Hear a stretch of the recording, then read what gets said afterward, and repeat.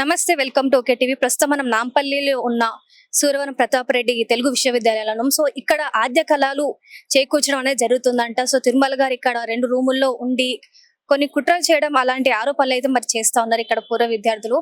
మరి దీనికి వాళ్ళు డిమాండ్స్ చేసుకుంటూ నిరసన చేపడుతున్నారు గత కొన్ని రోజుల నుంచి. మరి ముఖ్యంగా ఇక్కడ అసలు ఈ యూనివర్సిటీలో ఏం జరుగుతుంది? ఎంతో మంది యూనివర్సిటీ నుంచి చదువుకొని వెళ్ళి ఎన్నో కళలు నేర్చుకొని మరి వాళ్ళ కళను సహకరించుకున్న యూనివర్సిటీ ఇది. ఆ విశ్వవిద్యాలయంలో అసలు ఏం జరుగుతుంది? ప్రభుత్వం ఎలాంటి చర్యలు తీసుకుంటుంది?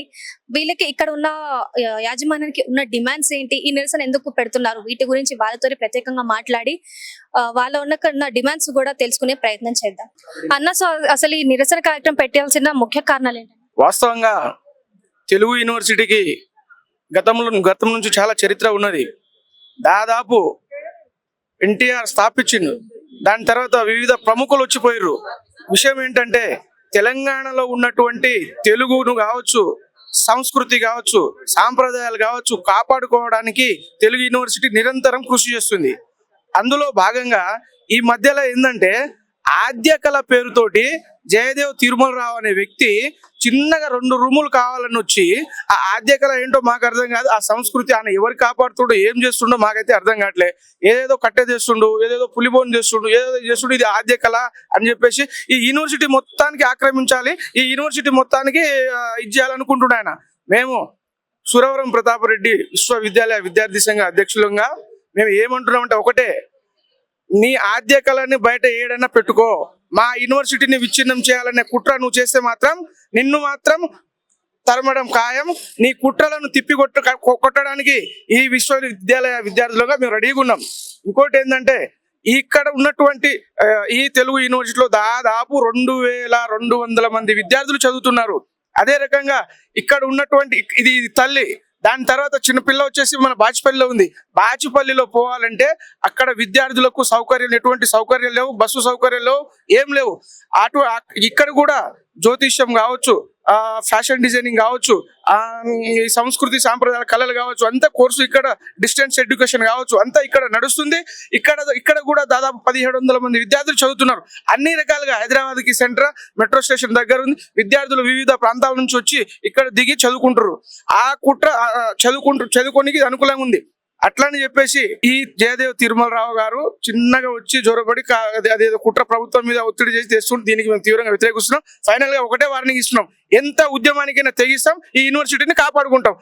ఇప్పటికైనా జయదేవ్ తిరుమలరావు బుద్ధి మానుకొని ఈ యూనివర్సిటీని విడిచిపెడితే మంచిది, లేదంటే ఎంత ఉద్యమానికైనా సిద్ధంగా ఉంటాం. మా డిమాండ్స్ ఒకటే మేడం, మేము ఇక్కడ తెలుగు యూనివర్సిటీ పరిరక్షణ సమితి ఆధ్వర్యంలో, అదేవిధంగా సూరవరం ప్రతాప్ రెడ్డి విద్యార్థి సంఘం ఆధ్వర్యంలో ఇక్కడ రిలే దీక్ష చేయడం జరుగుతుంది.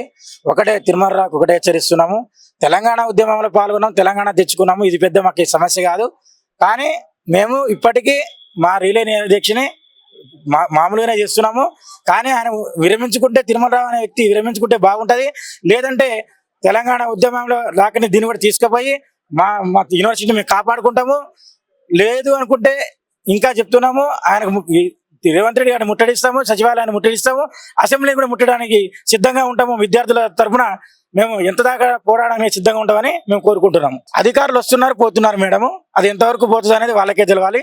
మేము చేసేది మాత్రం మా నిరాహారదీక్ష చేస్తున్నాము. ఇక్కడతో అయితే మంచిది, లేదంటే ఎక్కడ దాడికని పోవడానికి సిద్ధము. నా పేరు శ్యామ్ సుందర్ అండి. ఈ విశ్వవిద్యాలయంలో 2000-2004 వరకు శిల్పం చిత్రలేఖనంలో ఫైన్ ఆర్ట్స్ 4 years కంప్లీట్ చేశాను. సో మొత్తానికి అసలు ఇక్కడ యూనివర్సిటీలో ప్రాబ్లం ఏంటి?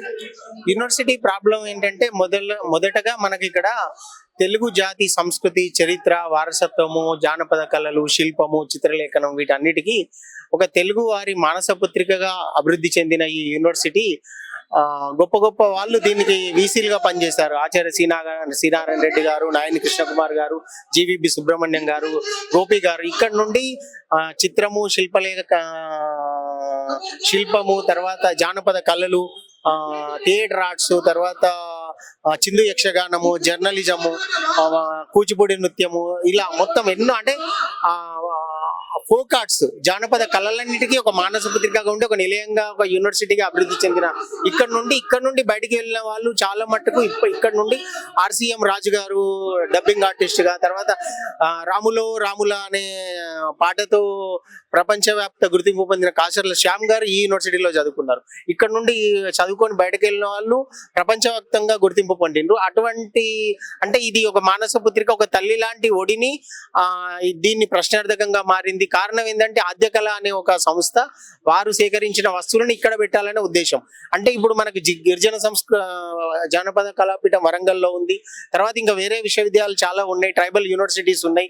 ఈ మధ్య నిర్మించిన మేడారము ప్రపంచవ్యాప్త గుర్తింపు పొందిన మేడారము దేవాలయాన్ని కూడా గొప్పగా అభివృద్ధి చెంది ఆ ప్లేస్ లో పెట్టి ఇంకా జానపద కళల్ని వాటిని ఇంకా అభివృద్ధి చేయొచ్చు. కానీ ఈ ఇన్ని కళలకు నిలయమైన పుట్టిల్లుగా ఉన్నటువంటి తెలుగు విశ్వవిద్యాలయం, అలాగే సురవరం ప్రతాప్ రెడ్డి గారి పేరుతో రీసెంట్ గా అంతకుముందు పొట్టి శ్రీరాములు తెలుగు విశ్వవిద్యాలయం అని ఎలాగో దీనికి ఉందో, ఆంధ్రప్రదేశ్ విభజన తర్వాత ఎన్నో పోరాటాల తర్వాత మళ్ళీ ఒక తెలంగాణ అస్తిత్వాన్ని కాపాడుకొని ఇక్కడ మేము తెలంగాణ తల్లి విగ్రహాన్ని కూడా పూర్వ విద్యార్థులమైన శిల్పం చిత్రలేఖనం బ్యాచ్ ఇక్కడ మేము డొనేట్ చేశాము.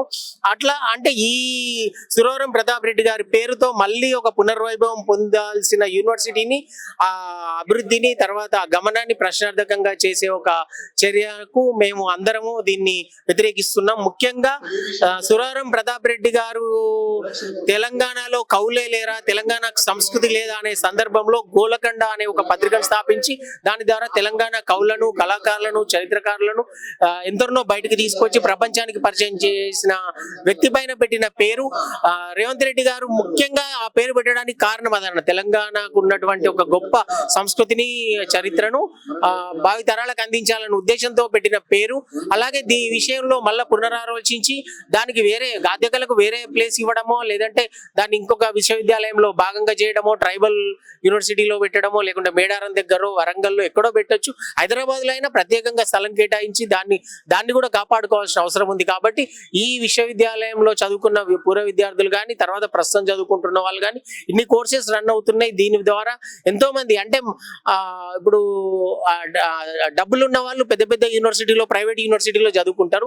ముఖ్యంగా జానపద కళలు, చిత్రలేఖనము, శిల్పము ఎక్కడి నుండో పల్లెటూళ్ళ నుంచి వచ్చి ఇక్కడ ఉండి చదువుకునే వాళ్ళం. మేము 2000-2004 మధ్యలో కంప్లీట్ అయినప్పుడు త్రివేణి హాస్టల్ ఉస్మానియా యూనివర్సిటీలో ఉండేది. ఆ హాస్టల్లో ఉండి ఇక్కడ చదువుకునే వాళ్ళు ఉన్నారు. అట్లా దీన్ని ఒక క్యాంపస్ ని అక్కడికి విస్తరించింది, చాలా బాగుంది. కానీ దీన్ని ప్రశ్నార్థకం చేయకుండా దీన్ని కాపాడుకొని మన తెలుగు జాతి సంస్కృతి, తెలంగాణ సంస్కృతి సంప్రదాయాలను, జానపద చిత్రాన్ని, శిల్పాలను వీటిని కాపాడాల్సిన అవసరం ఉందని భావిస్తున్నాం.